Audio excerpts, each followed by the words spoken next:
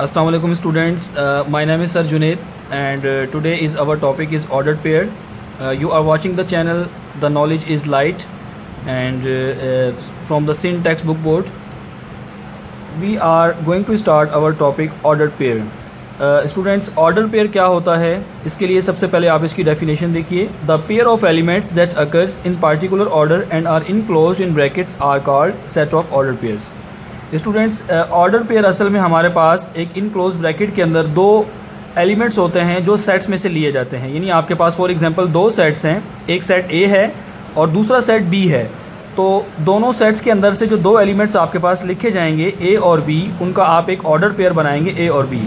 आगे चल के आपको ये चीज़ क्लियर हो जाएगी कि दो सेट्स में से अलग अलग एलिमेंट्स क्यों आ रहे हैं. स्टूडेंट्स, अभी आपको फ़िलहाल यही समझना है कि एक ऑर्डर पेयर के अंदर दो एलिमेंट्स होते हैं ए और बी, जो एक राउंड ब्रैकेट के अंदर इनक्लोज होते हैं. जिस तरीके से ये आपको नज़र आ रहा होगा, ये ए एंड बी.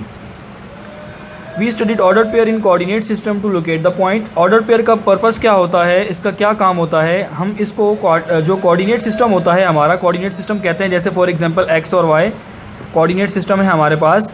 तो एक्स वाई कोऑर्डिनेट सिस्टम के अंदर हमारे पास एक पॉइंट की जो है लोकेशन, उसकी जो पोजीशन है, उसको हम पोजीशन उस पॉइंट की लोकेट करने के लिए इस्तेमाल करते हैं. ठीक है students, order pair for example इसका देख लें आप. जिस तरह ऑर्डर पेयर जो है वो इक्वल कब नहीं होते, is not equal to order pair 2 3. यानी कि अगर आपके पास इस तरह से ऑर्डर पेयर आ जाए कि इसके अंदर एक एलिमेंट है ऑर्डर पेयर के अंदर 5 और दूसरा है 2, और दूसरे ऑर्डर पेयर के अंदर 2 और 5 है, तो ज़रूरी नहीं है कि ये दोनों एलिमेंट्स जो हैं वो आपस में बराबर हों. ये बराबर नहीं होंगे, बल्कि 5 2 बराबर नहीं होगा 2 5 के. ये दोनों ऑर्डर पेयर बराबर नहीं होंगे. इसका मतलब ये हुआ कि ऑर्डर पेयर का जो एलिमेंट्स का जो ऑर्डर है वो बहुत ज़्यादा इंपॉर्टेंट है. यानी ऑर्डर को आपने थोड़ा सा इसके अंदर देखना है कि ज़रूरी नहीं है कि ये दोनों ऑर्डर पेयर बराबर हों, ये बराबर नहीं होते. स्टूडेंट्स, एलिमेंट्स का जो ऑर्डर पेयर की जो एग्जांपल है वो मैं आपके सामने अभी सॉल्व करता हूँ कि किस तरीके से हम ऑर्डर पेयर को एक्सप्लेन कर सकते हैं अपने कार्टेशियन कोऑर्डिनेट सिस्टम के अंदर. स्टूडेंट्स, इससे पहले मैं आपको एक चीज़ और बता दूँ कि जो ऑर्डर पेयर है वो सेम भी हो सकते हैं. अभी मैंने आपसे कहा था कि ऑर्डर पेयर 5 2 बराबर नहीं होगा 2 5 के, लेकिन अगर वो इस तरह से आ जाए 2 2 5 5, तो आप इन दो सेम ऑर्डर पेयर भी मतलब आप इनको लिख सकते हैं, ये सेम भी हो सकते हैं ऑर्डर पेयर. इसकी एग्जांपल देख लीजिए कि ऑर्डर पेयर्स को हम सॉल्व कैसे करते हैं. स्टूडेंट्स, आपके पास एक ऑर्डर पेयर है x -2, 6 और 4, 6. ये दोनों ऑर्डर पेयर बराबर कब होंगे स्टूडेंट्स? इनके ऑर्डर पेयर को अगर हम इस तरीके से सॉल्व करें तो ये आपके पास a है, ये b है, ये c है और ये d है.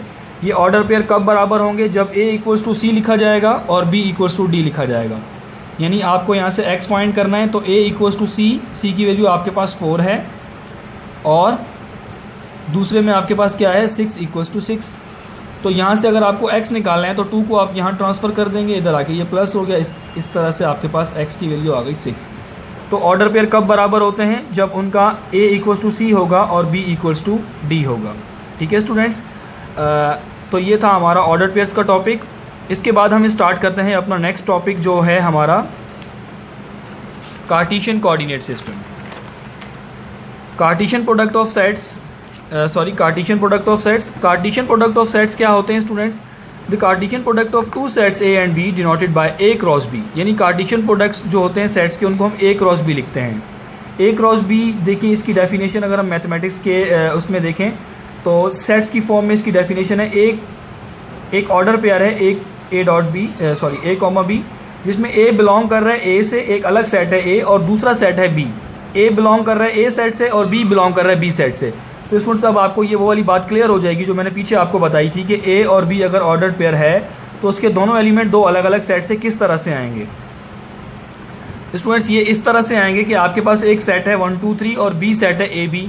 आपने इसका क्या निकालना है? कार्टेशियन कोऑर्डिनेट ए क्रॉस बी निकालना है. तो इसके कार्टेशियन कोऑर्डिनेट निकालने के लिए पहला एलिमेंट यहाँ से लिया जाएगा, दूसरा यहाँ से. तो 1 के साथ आपने लिखा ए को, फिर 1 के साथ ही आपने लिखा बी को. यानी पहला एलिमेंट यहाँ से और पहला यहाँ से, फिर पहला यहाँ से और दूसरा यहाँ से. देन दूसरा एलिमेंट आपने लिया 2 और पहला यहाँ से लिया, फिर दूसरा यहीं से लिया और दूसरा यहाँ से लिया. इसी तरीके से तीसरे एलिमेंट के साथ भी आप यही काम करेंगे. स्टूडेंट्स, तो आप देख रहे हैं कि एक एलिमेंट आपके पास ए सेट में से आ रहा है और दूसरा बी सेट में से आ रहा है. तो ये जो आपके पास इसके सेट्स आएंगे, सब सेट्स जो आपके पास लिखे हुए हैं, ये सारे के सारे क्या होंगे? कार्टेशियन कोऑर्डिनेट्स होंगे और ये सब ऑर्डर पेयर हैं. First order pair, second, third, ये 6 के 6 ऑर्डर पेयर जो हैं ये कार्टेशियन कोऑर्डिनेट्स होंगे। ठीक है स्टूडेंट्स। अच्छा, इसका एक रिमार्क्स देख लें आप, अगर ए और बी में से कोई भी एक जो है वो खाली सेट है, एम्प्टी सेट है, तो पूरा का पूरा जो कार्टेशियन कोऑर्डिनेट है वो एम्प्टी हो जाएगा स्टूडेंट्स। इसके बाद हम अपने लास्ट टॉपिक की तरफ चलते हैं, binary relation. Students, binary relation क्या होता है? A binary relation from a set A to a set B is just a subset of A cross B. यानी बाइनरी रिलेशन जो है वो सिर्फ और सिर्फ क्या होता है? सबसेट होता है। किस चीज़ का सबसेट होता है स्टूडेंट्स? यानी जो कार्टेशियन कोऑर्डिनेट्स के अंदर आपने सेट्स बनाए थे, ये सब सेट्स आपके क्या कहलाते हैं? बाइनरी रिलेशन कहलाते हैं। For example, A cross B का आपके पास जो आंसर आया था वो क्या था? 1A 1B 2A 2B। For example आपके पास ये आंसर आया है। मैंने ये पूरा नहीं लिखा, मैंने सिर्फ और सिर्फ बताया कि फॉर एग्जांपल कोई और कार्टेशियन प्रोडक्ट आपने ली है और उसका आंसर ये आ रहा है, तो इसके अंदर से अगर मुझे कुछ सबसेट्स निकालने हैं, फॉर एग्जांपल मैंने R1 निकाल लिया, R1 के अंदर मैंने 2 एलिमेंट लिख लिए और 2 ऑर्डर पेयर लिख लिए, 1B लिख लिया और 2B लिख लिया स्टूडेंट्स। तो ये 1B और 2B क्या कहलाएगा? इसका रिलेशन कहलाएगा, बाइनरी रिलेशन कहलाएगा कार्टेशियन कोऑर्डिनेट्स, कार्टेशियन प्रोडक्ट में से जो मैंने सबसेट्स निकाले हैं। तो इसको हम कहते हैं रिलेशन। जब हम कार्टेशियन प्रोडक्ट्स में से जब हम कुछ सबसेट्स निकाल के लिखें तो वो उसके रिलेशंस कहलाते हैं। ज़रूरी नहीं है स्टूडेंट्स एक रिलेशन हो, रिलेशन ज़्यादा भी हो सकते हैं।